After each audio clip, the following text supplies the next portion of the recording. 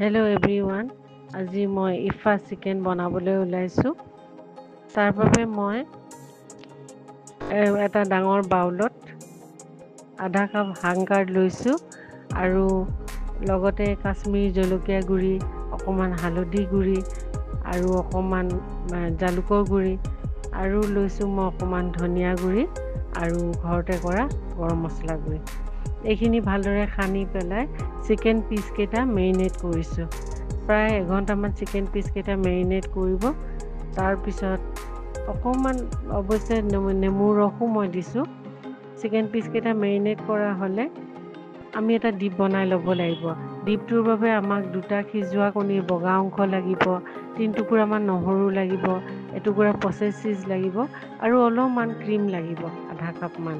লগতে চেনি আৰু নিমখ দিছোঁ আন্দাজমতে। দি পেলাই ডিপটো মিক্সিত বনাই ল'লোঁ। কেৰাহীত অকণমান তেল আৰু বাটাৰ দি পেলাই চিকেন পিচকেইটা ফ্ৰাই কৰি ল'ম।